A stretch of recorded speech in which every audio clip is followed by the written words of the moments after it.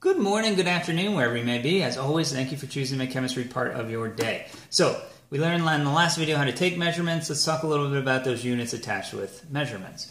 Most of this, hopefully you know what a length is. A length is how long something is, Like this would be, 5 inches long. That's a length. I walked 2 miles in my development. Those kind of things. I drove 20 miles to work. You know what a length is. Standard unit is the meter, abbreviated M, and we will use, during the course of this class, nanometers, micrometers, millimeters, centimeters, and kilometers. And on the next slide, I'll talk about metric conversions. Mass, a lot of time, we do almost everything in grams in chemistry. A little bit on the milligram scale, every once in a while on the microgram scale. But the standard unit of mass is actually the kilogram. So sometimes that throws people, so just remember that. Time, seconds is your standard unit.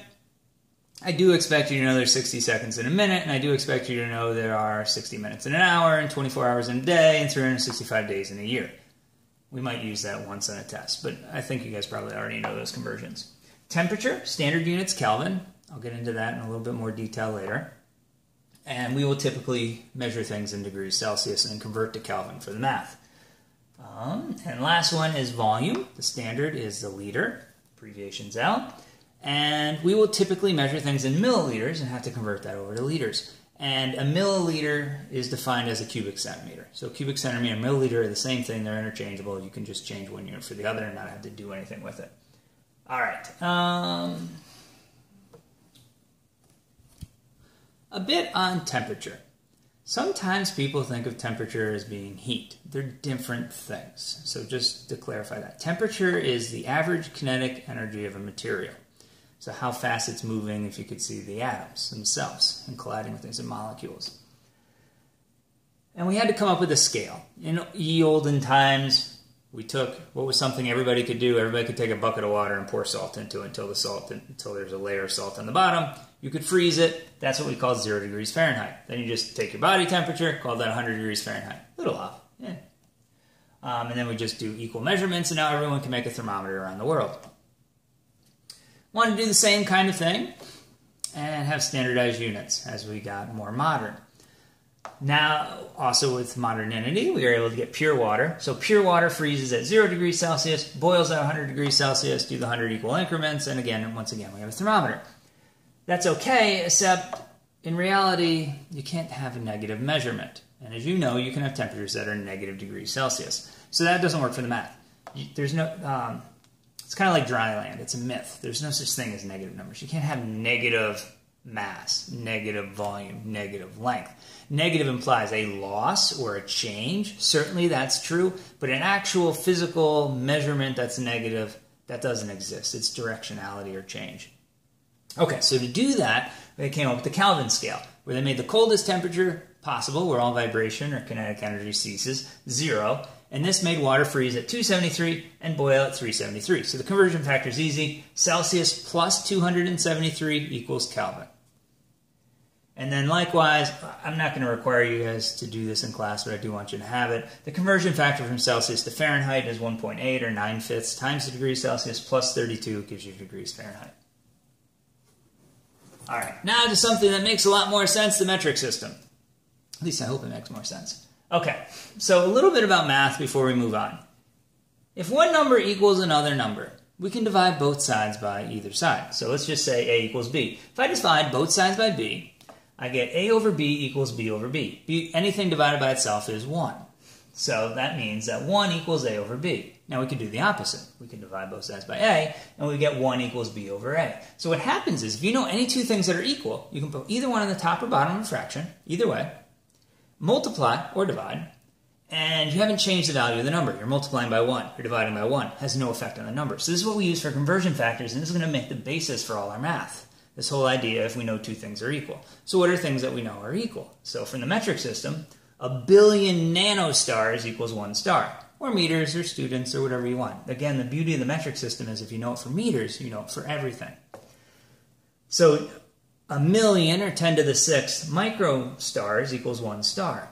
And when you're entering scientific notation in your calculator, please use, depending on the calculator, the button will be labeled differently. Times 10 to the x, EE for engineering exponential, I'm trying to think, and there's a few other versions depending on the calculator you have.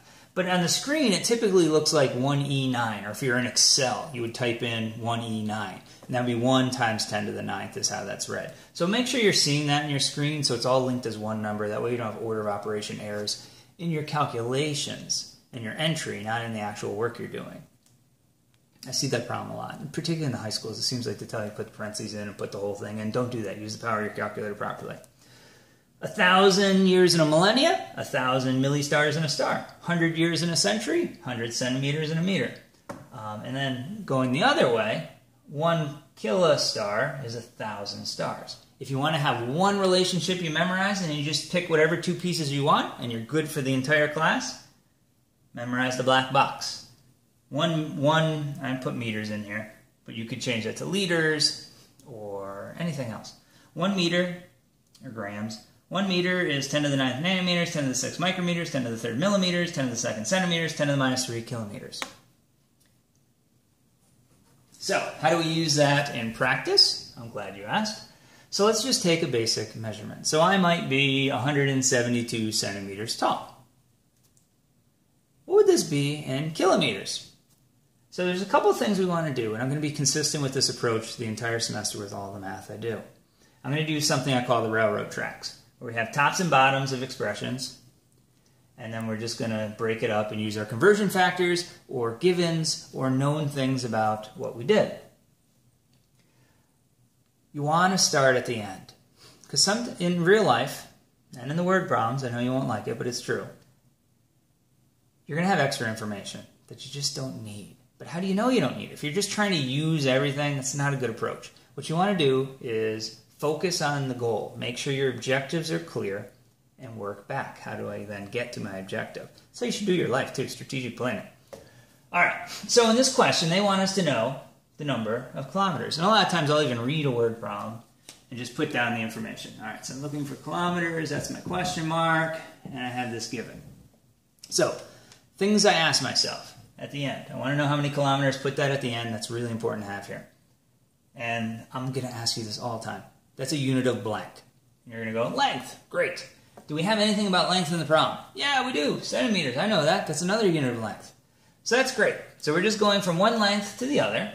So that's just a straight conversion factor. If we want to cancel out centimeters, we're going to need centimeters on the bottom here. And then kilometers up top here. So the question becomes, do I know a direct relationship for how many centimeters are in a kilometer? And you might. You might have memorized that chain I just had on the previous sheet. Or you might not. You might go, oh no, I don't remember the direct conversion, but I know we can convert everything to the base unit. So I'm going to convert it to meters. And then from here, I can cancel out my meters and go kilometers, because we should be able to relate everything in the metric system to the base unit. And if you notice, I put in all the units and none of the numbers. This is the approach I use. The units will tell you what to do. Please trust the units. Follow the units. Use this method. Once you get used to it, it's called dimensional analysis. Once you're used to dimensional analysis, it will really make the math a lot easier. There's only a couple things we use in the semester, but we use them in every possible combination. So pulling all of the little pieces, the little train track chunks, the little A's equal B's out, and then doing a jigsaw puzzle, and all of a sudden there's no chemistry involved, there's no math involved, it's just a logic puzzle. And that's really where I want you guys all to get by the end of the semester. Okay, so let's take a look at this. There's 100 years in a century, 100 centimeters in a meter, and then a kilometer is way bigger than a meter. A meter is like one step, a kilometer, I get tired by the end of that, so that must be a 1,000 to 1 relationship.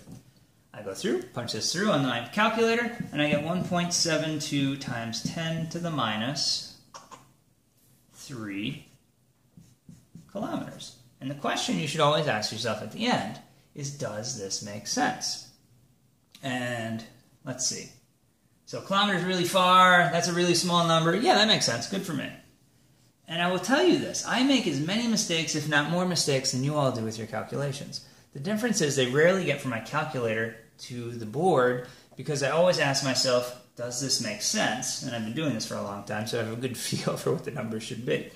But the nice thing about chemistry is we use a lot of really big and really small numbers, so if you have a feel for those numbers, it's pretty obvious when you make a mistake, because you're usually not off a little bit, you're off way off. So that's that. We'll do lots of this through the course of the semester, and we'll do more complicated ones in the next video. Thank you for your time and patience, and practice this in the homework.